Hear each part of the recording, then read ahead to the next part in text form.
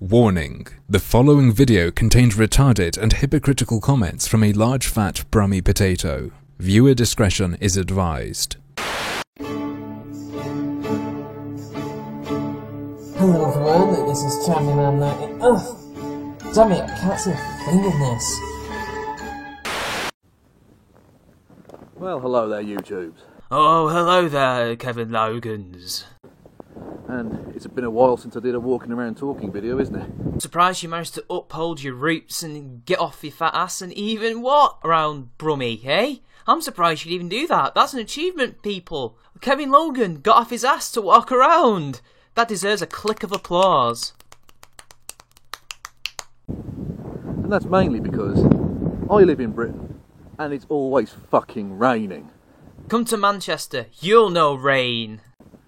So I very rarely get the chance, in my small windows of opportunity to make videos, to do walking around talking videos, even though I quite enjoy them. Yeah, I can imagine it must be a really hard time as such a large man to fit in such a small window of opportunity. Yeah, it must really be difficult, Kev. And as you delightful people from the men's human rights movement like to point out, I need the exercise. Oh, I couldn't possibly know how you got that conclusion that we, who support men's human rights, think that you need exercise. I mean, I couldn't possibly know where you got that from.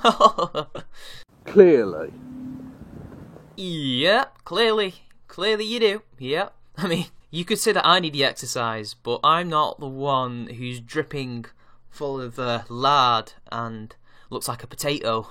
Apparently I look like a brick with a chin, says Benny, but Benny can go fuck off because, you know, I have a Hollywood chin. So, what's he got? Huh? Yeah, what have you got, Ben? Hey? Hey? More on them in a second.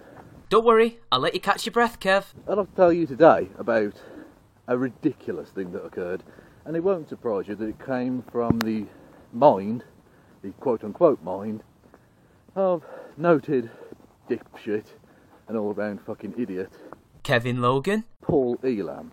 Oh, I've never heard of Paul Elam, but I've heard of Paul Elan, if that's who you mean. Who, just like his surname, is a backward male. Yeah, I mean, fighting for a group's human rights is very backward, isn't it? I mean, totally backward.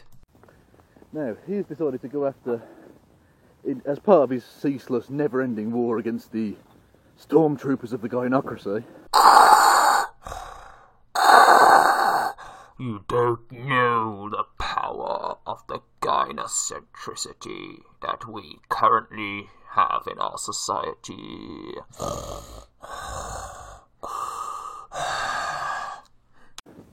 Has decided to go after Amnesty International. Oh, really? Oh, I couldn't possibly understand why. I mean, it couldn't be that a human rights, group, organisation that claims to fight for human rights denied him the right to use their conference hall because he was fighting for men's human rights. And apparently that's a wrong thing to do, considering the fact they're human rights, not, everybody but men's rights. But never mind. I mean, I assume you watched the video, and I assume you're going to show us said video, and I assume you're going to ethically debate him and not at all look like a hypocrite, obviously. That's right, ladies and gentlemen.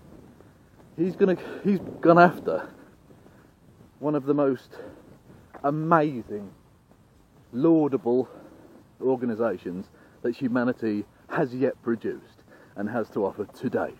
Well, if they're denying a place for men's human rights, I wouldn't say that they're as good as you say they are. And stop trying to twist it as if he's going after them, as if he has the power to destroy the very organisation that is Amnesty International. They're a massive organisation, and the Voice of Men is nothing but an internet journalistic outlet. What is he going to do? Write an angry letter to them? And besides, they denied him a platform to speak about real issues just because of their feminist beliefs, which is so stupid. And all of this springs forth from my own home nation of Grande Bretagne. Or Great Britain if you want to speak fucking Anglo-Saxon. Cunts. Well, you're the one who spoke French, you bloody traitor. Yeah, I'm a dickhead. What? The most accurate statement that Kevin Logan has ever said on the history of YouTube. Well done. Have a click of applause once again. Yeah. Mike Buchanan, the leader of the laughably pathetic attempt at an MRM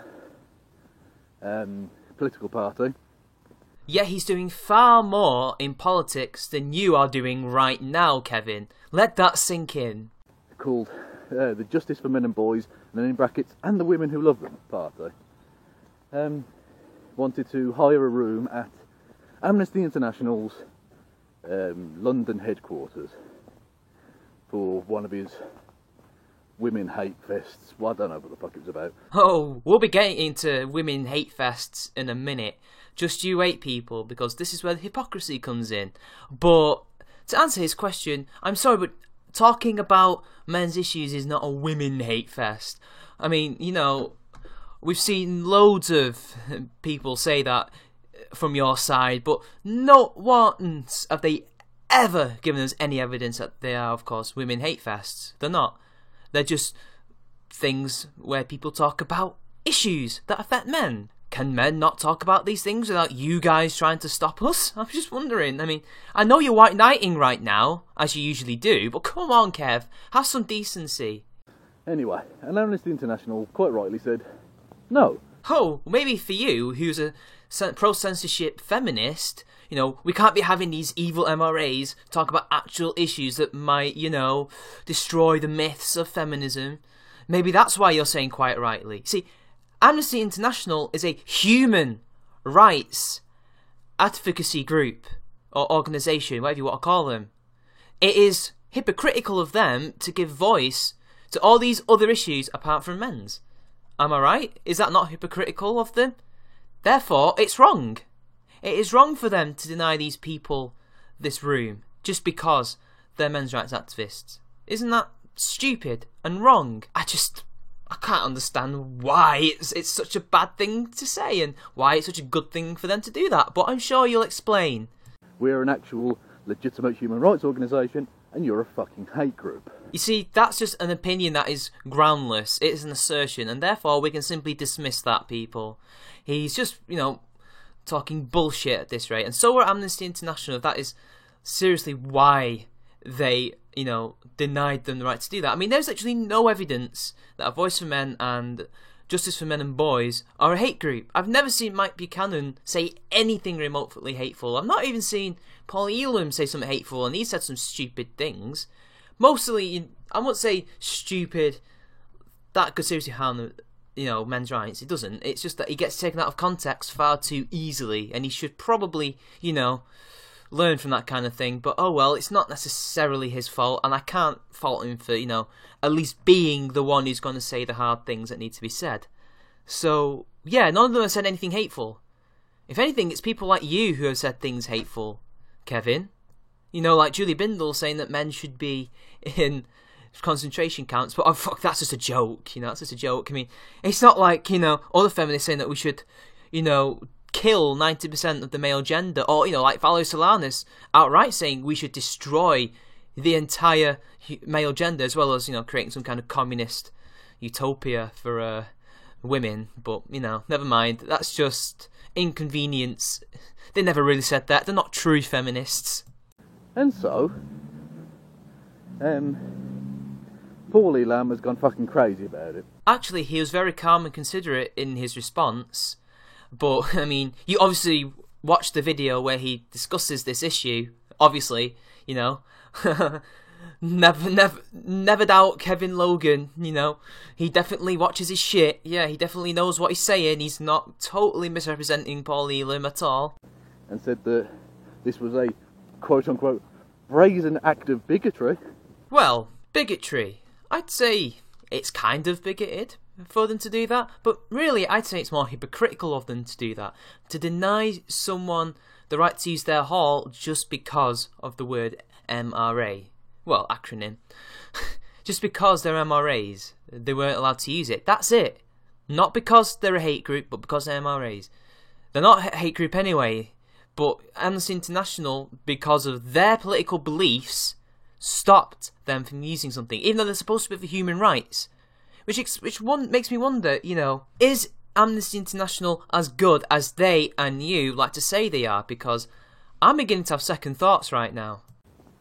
And Amnesty International does not view men as humans and therefore in need of human rights. Well, clearly they don't. Otherwise, we would be seeing Amnesty International, making videos and adverts trying to appeal for people to help men's rights. Maybe create a concert hall like they did back in 1986 when they were, doing the anti-apartheid stuff, and have Peter Gabriel on stage doing Sledgehammer, Maybe they would be if they actually believed in it, but clearly they do not.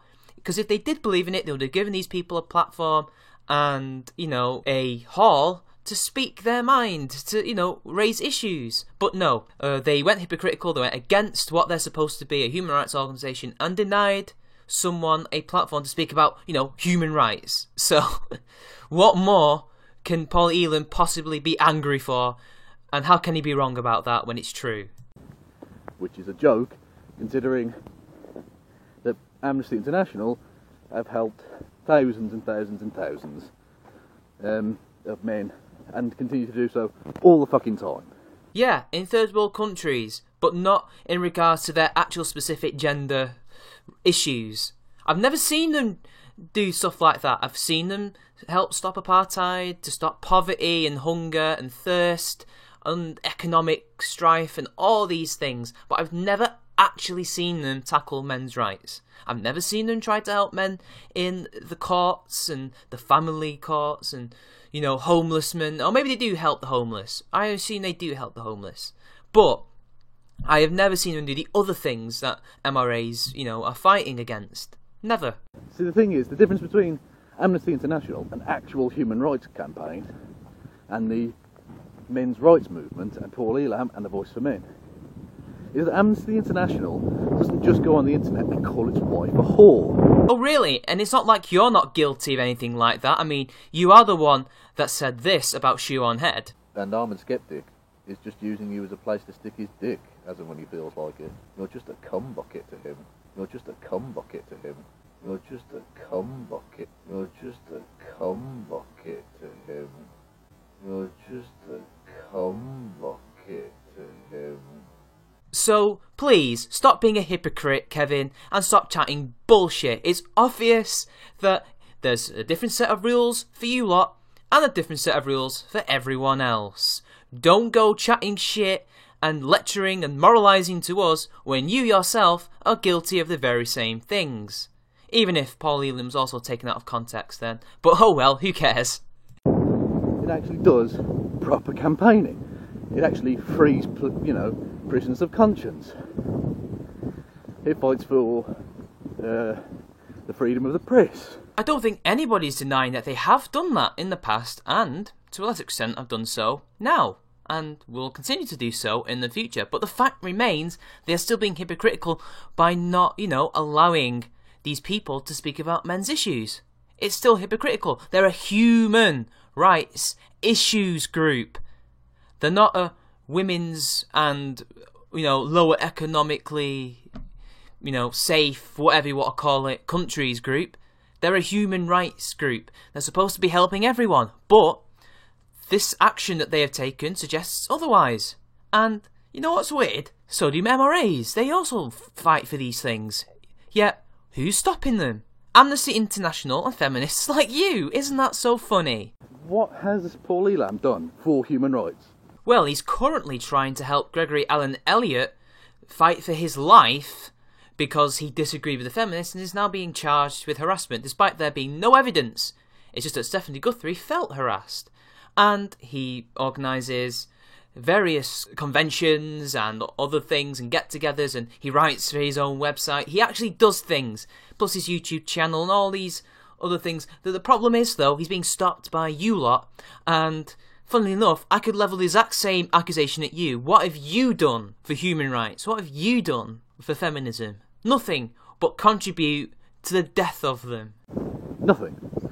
No, you've done nothing, and Amnesty International's done nothing for men's rights, but done very good work elsewhere. So, please, again, stop with the bullshit. Apart from set up a website that's so hateful and extreme that it makes any actual attempt to address men's problems almost impossible for any mainstream politician. Biggest load of bullshit I've ever heard.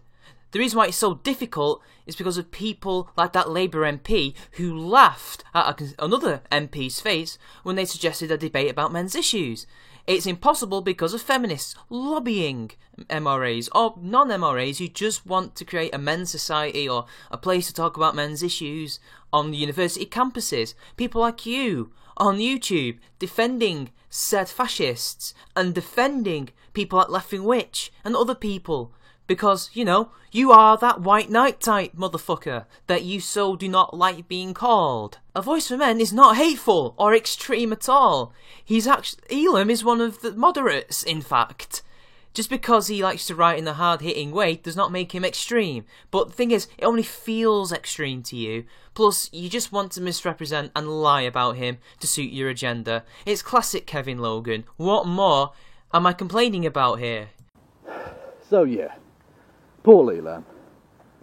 Fucking idiot. Projection, Your Honour.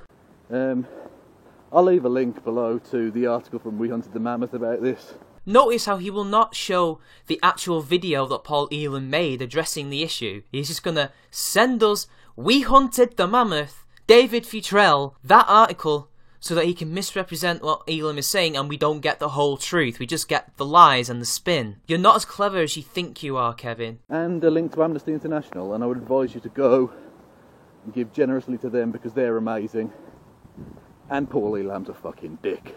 The only dicks here are you and Amnesty International and David Futrell, but look, I would also give to Amnesty International if I could, but now I am not so sure. You see, I often always feel really bad about not giving to charity because I just don't, trust charity very much. I'm not a very trusting person when it comes to giving money away.